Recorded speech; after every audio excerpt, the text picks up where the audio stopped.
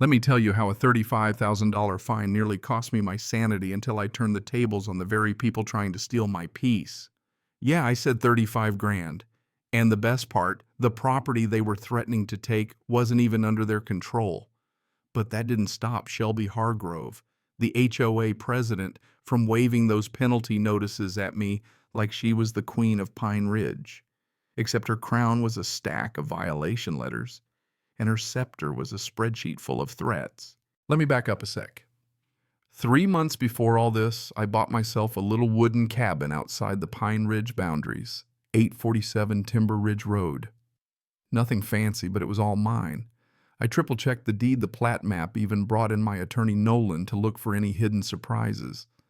The whole point was to have a place that no HOA could mess with.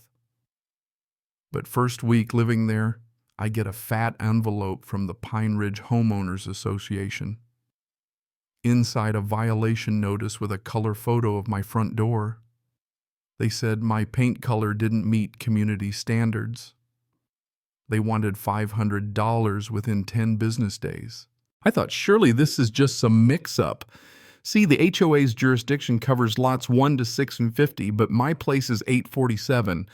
The numbering is a leftover from some failed subdivision dream decades ago. I called the number on the letter. The secretary answered with all the warmth of an IRS audit. I explained everything, the deed, the boundary, my lot number. She put me on hold for 3 minutes, came back and said, "Our records show you're within our management area. Please remit payment."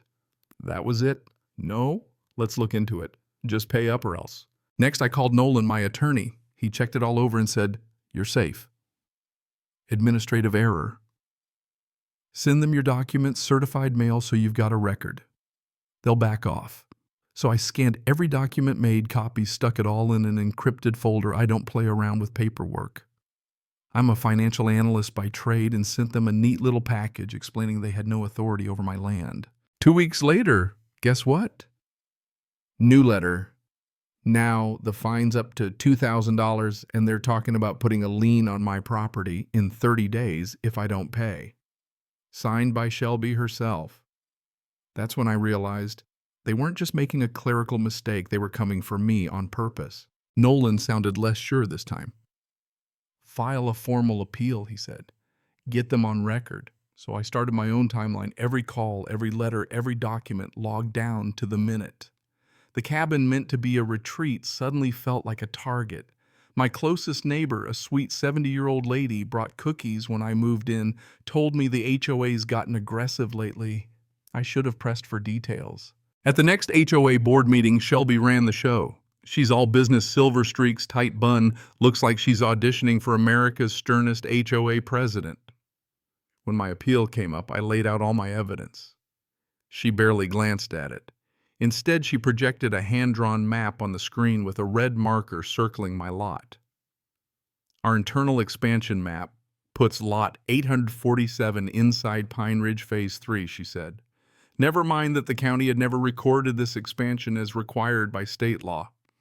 Clayton, her vice president, tried to back her up, saying the board passed a resolution in 2019, but again, nothing official, nothing filed with the county. After the meeting, as I was leaving, the treasurer, Bridget Ashford, slipped me a folded note. Check Clayton's emails from July 2019. They knew the boundaries. That's when I knew this wasn't just incompetence, it was a setup. I sent a records request to the county for any official boundary changes. The answer? Nothing had ever been filed. Still, the HOA denied my appeal and told me to pay up. Nolan said meet Shelby in person, get her on the record. So I showed up at her office with a binder full of proof, deed, survey, county confirmation, the works. Shelby smiled that politician's smile and told me their internal governance decision trumped the law. Wouldn't even show me the supposed resolution. If you disagree, pursue legal remedies, she said, like she was daring me. So I did. I filed more public records requests, documented every threat, and started looking up HOA horror stories in the area. The next week, I got 7 more violation notices for things like grass too tall, wrong door color, unpermitted parking area, even a penalty for a hammock in my own yard. Altogether, $8, $500 on top of the previous $2,000. I laughed when I saw the hammock one, but it stopped being funny when I realized someone had come onto my property just to take the photo. Nolan replied to my frantic email, "This is harassment. They want you gone. Keep your records airtight." He told me this is how aggressive HOAs work. They pile on penalties until you can't fight anymore, then force you to sell at a loss. I found a community forum post echoing the same pattern, escalating fines, intimidation, forced sales to LLCs. Then my neighbor told me about the Rodriguez family hounded by the HOA, fined over $20,000, forced to sell their house for $60,000 below market to some anonymous company. I dug up the sale records. Sure enough, it was a shell LLC. That's when the next bombshell hit: a letter from the HOA's law firm: pay $35,000 in 30 days or face foreclosure. That was the last straw. I scanned everything, sent certified letters to Nolan, the county, and the HOA's lawyers stating flat out their penalties were fraudulent and any lien would be too. I marked the next board meeting date on my calendar. This time I'd confront them in front of everyone. April 14th. I showed up with a color-coded binder and a handheld voice recorder. When my case came up, I put everything on the table, literal and figurative. The board doubled down, refused to provide proof, claimed executive session confidentiality. I asked about the Rodriguez case and the LLC buyouts. They tried to cut me off, said my time was up, but not before the whole room heard the questions. That night I saw a white pickup parked down the road, lights off, watching my place. I added it to my evidence log and emailed Nolan and a local reporter, Sloan Everett, whose work I'd found online. She called me back fast, wanted proof, and I gave her everything. We set a meeting. Then Nolan referred me to Rain Carmichael, a heavy-hitting HOA attorney. She didn't sugarcoat anything. "You want a settlement, or you want to set a precedent?" I said, "I want them held accountable. I want this to stop for everyone." She smiled. First time I'd heard that in her voice. "Good.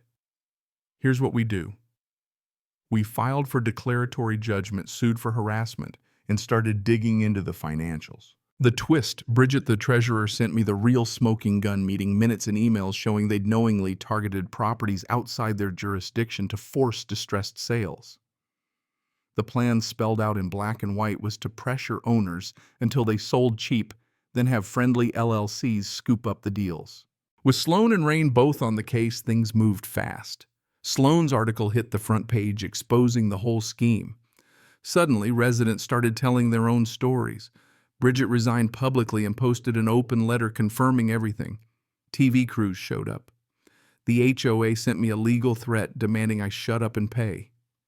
Rain turned it into more ammunition, slap suit she called it, and added another count to our case. In court, it all came out: the fake expansion, the backdoor contracts to Voss Landscapes owned by the vice president, the systematic targeting of outsiders.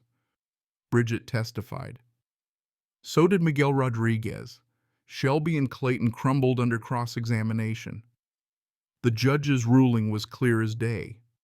Belief doesn't create authority. The law does. She voided all penalties, ordered damages, called for a forensic audit, and referred the whole mess to the district attorney. By summer, the fallout was everywhere. Shelby resigned. Clayton was charged with embezzlement. New leadership took over and every resident got a correction letter. I used some of my settlement to set up a legal aid fund for people like me, with Rain working pro bono. Bridget got a new job. Miguel became interim HOA president and finally brought transparency to the neighborhood. Now, the hammock's back up, authorized with a plaque to prove it. My neighbor brings over pie, and the quiet feels honest, not haunted. The real win isn't just for me, it's for everyone who ever got pushed around by people hiding behind bylaws and bogus authority. Let me ask you, what would you have done in my shoes? Would you fight or just pay and move on? Tell me below, and if you know someone who's tangled with an HOA, share this story. Sometimes the only way out is through, especially when the truth is on your side.